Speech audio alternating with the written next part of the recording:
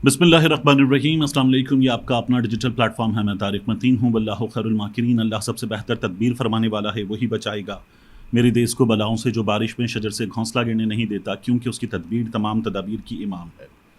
अली अमीन गंडापुर, तमाम इख्तियार आपका। ये फ़ैसला हुआ है खैबर पख्तूनख्वा के वज़ीर आला की क़यादत में होने वाले जरगे का। अली अमीन गंडापुर, तमाम इख्तियार आपका। ये मोहसिन नकवी ने भी माना, ये फैसल करीम कुंडी ने भी माना, ये खैबर पख्तूनख्वा में अपोजिशन जमातों ने भी माना, और अली अमीन गंडापुर की अपनी पार्टी ने भी माना। तो तमाम इख्तियार उस गंडापुर को दे दिया है जिसको कल तक आप इस्लामाबाद में दाखिल नहीं होने दे रहे थे, जिसको कल तक आप गिरफ्तार करना चाह रहे थे, जिसको आप दहशतगर्द कह रहे थे। उस अली अमीन गंडापुर को आपने तमाम इख्तियार दे दिया है। ये आपको करना पड़ा है, ये रियासत को करना पड़ा है। मोहसिन नकवी आज़ाद सेनेटर, वज़ीर दाखिला, उनको सेनेटर बनाने वालों को ये करना पड़ा है। क्यों करना पड़ा है?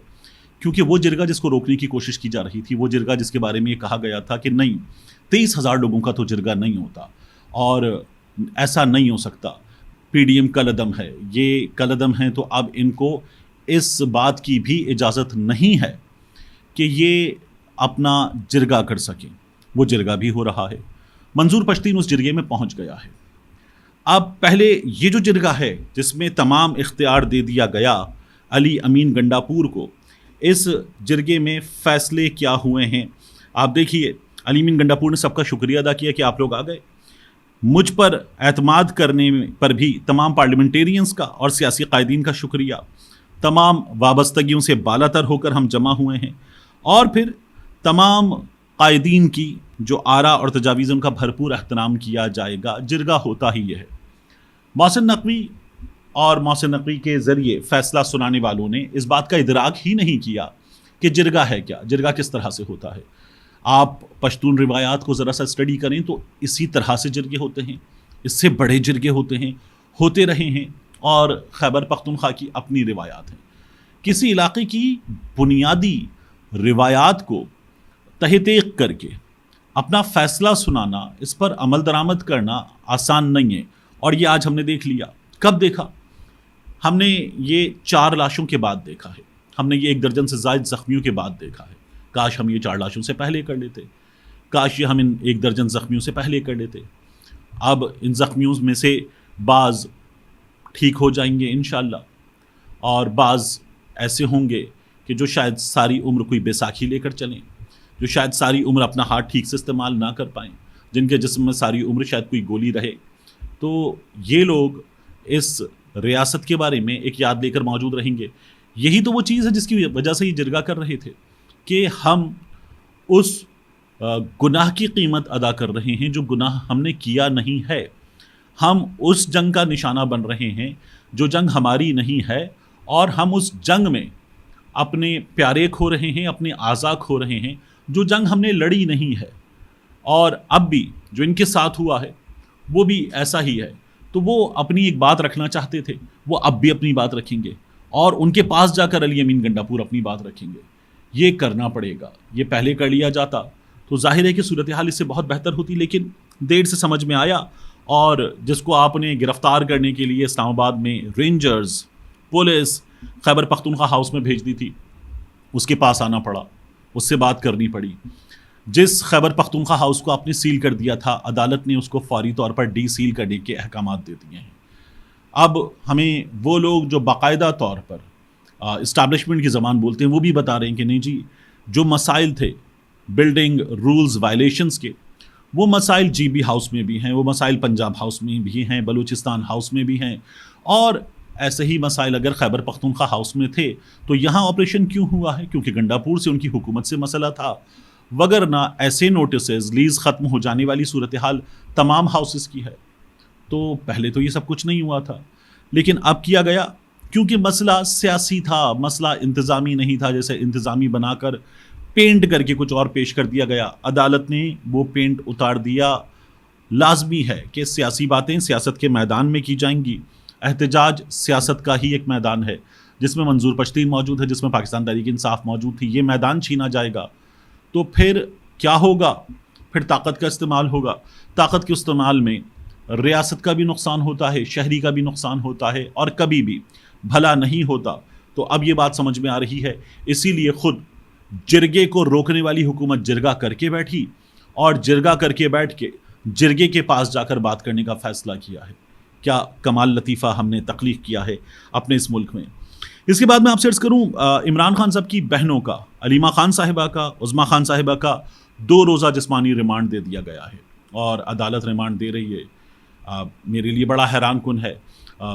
ان کو جس جگہ سے گرفتار کیا گیا, جس انداز میں گرفتار کیا گیا, اس کی ویڈیوز موجود ہیں اور پولیس کہہ رہی ہے کہ ان کے پاس میگا فون موجود تھا. وہ باقاعدہ ثبوت موجود ہیں لیکن وہ میگا فون موجود نہیں تھا. پھر بھی یہ انٹرٹین کیا جا رہا ہے. 2 سے 4 دن اور لگ سکتے ہیں. ان 2 سے 4 دنوں کو لگا کر کیا علیمہ خان, عظمیٰ خان صاحبہ کو چھوڑنا نہیں پڑے گا؟ چھوڑنا پڑے گا. تو یہ پولیس والوں کو مزید 4 دن ان کے سامنے بٹھانے کا کیا فائدہ؟ کیونکہ نہ پہلے کبھی تفتیش ہوئی اس طرح کے معاملات میں, نہ آگے تفتیش ہوگی. ان کو لے جا کر کسی لاک اپ میں, کسی ڈیٹینشن سینٹر میں رکھا جائے گا اور رکھنے کے بعد پولیس کو بتایا جائے گا کہ ہمیں مزید ریمانڈ دے دیجیے. پولیس عدالت کو بتائے گی. اس سے زیادہ کیا ہوتا ہے؟ عدالت ان کو جوڈیشل کر سکتی ہے اور اس کے بعد 1 سے 2 دن علیمہ خان صاحبہ, عظمیٰ خان صاحبہ باہر ہوں گی.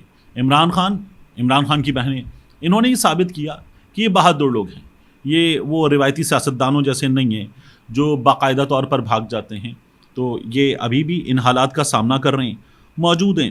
آپ نے ایک اور فیصلہ دے دیا ہے, زیادتی نظر آ رہی ہے صاف طور پر تمام ثبوتوں کی وجہ سے. لیکن ہمارے ہاں عدالتیں جس طرح سے یہ فیصلے دیتی رہی ہیں وہ ہمارے سامنے ہے. اسی طرح سے آپ دیکھ لیجئے کہ آغا سرور وہ اٹھا لیا گیا, عمر ملک اٹھا لیا گیا. ان کی ویڈیوز موجود ہیں. جس طرح سے آغا سرور کے والدین, اس کا گھر, اس کے والد کو ہم نے پیچھے سڑک پر ان لوگوں کے جو لے کر گئے ہیں جاتے ہوئے دیکھا. اب اس کے بعد آپ کو کہیں بھی ان کی گرفتاری کی خبر نہیں نظر آتی. آپ کو کہیں بھی پتہ نہیں چلتا کہ کیا ہوا ان کے ساتھ. ہمارے یہاں کچھ صحافی سوشل میڈیا پہ میں دیکھ رہا تھا, اس بچے آغا سرور کے بارے میں بات کرتے ہوئے کہہ رہے تھے کہ یہ جو کرتا ہے یہ کون سی صحافت ہے. میں آپ کو 1-2 جملے آغا سرور کے بتا دوں. ان پر اعتراض ہو رہا ہے نا کہ یہ دیکھیں ناظرین, پولیس بھاگ رہی ہے, پولیس والے کتوں کی طرح بھاگ رہے ہیں, یا یہ جو لاش ہے یہ محسن نقوی کی سیاست کی لاش ہے جس نے کہا تھا ڈی چوک پہ لوگ نہیں آئیں گے, ڈی چوک پہ لوگ آ گئے. آپ کو ان جملوں سے اعتراض ہو سکتا ہے, ان جملوں سے پرابلم ہو سکتی ہے اور آپ کہہ سکتے ہیں کہ یہ نوجوان سیاست نہیں, صحافت نہیں کر رہا, یہ تو پارٹی کارکن بنا ہوا ہے. لیکن ایسے تمام لوگ, وہ تو ایک بچہ ہے جو نیا ہے اور کچھ غلطیاں کر بھی سکتا ہے صحافت کرتے ہوئے, ایسے تمام لوگ کیا ایسے کسی ڈاکیے کے بارے میں جو سپریم کورٹ آف پاکستان کے آنے والے چیف جسٹس کے بارے میں کہہ رہا ہے کہ وہ یہ نہیں کر پائیں گے اور اگر کریں گے تو نتائج بھگتنے ہوں گے, وہ ان کے پاس یہ والی طاقت نہیں ہوگی اور وہ والی طاقت نہیں ہوگی, کیا کسی ایسے ڈاکیے کے بارے میں یہ صحافی ہمارے اور ہماری صحافت کے جید لوگ کیا یہ کہہ سکتے ہیں کہ یہ جو کر رہا ہے یہ صحافت نہیں ہے, یہ سپریم کورٹ کے چیف جسٹس کو دھمکیاں دے رہا ہے؟ کیا ہماری صحافت کے جید لوگ کسی ایسی خاتون صحافی کو جو کہتی ہے عمران خان ختم شد, عمران خان کی پارٹی ختم شد, یہ دہشت گرد ہیں, کیا ایسے لوگ کہہ سکتے ہیں کہ یہ صحافت نہیں ہے؟ یہ کون سا طریقہ ہے کہ آپ ایک پوری پارٹی جو سب سے زیادہ ووٹ لے کر بیٹھی اس کو ختم شد کہہ رہی ہیں؟ آپ یہ کہہ رہی ہیں کہ مجھے وہاں لے کر جانا جہاں شیر کی آواز آئے گی.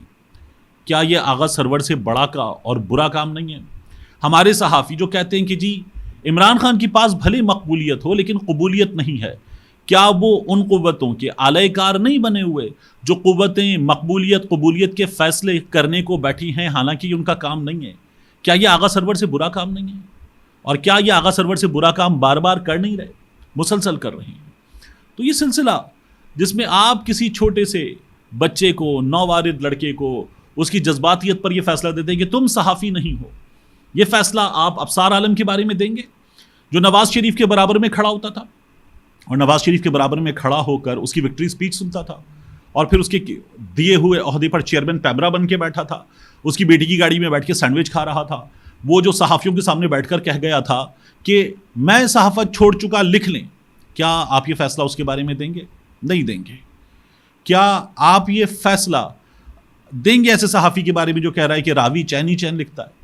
نہیں دیں گے. کیا آپ یہ فیصلہ کہ ہنرام میں اب آ کے دکھاؤ, گنڈا پور آئے دیکھے اور یہ ان کی تواضع ہو رہی ہے, ایک جگہ لے کر گئے وہاں تواضع ہو رہی ہے, کیا آپ یہ فیصلہ ایسے کسی صحافی کے بارے میں دیں گے؟ نہیں دیں گے.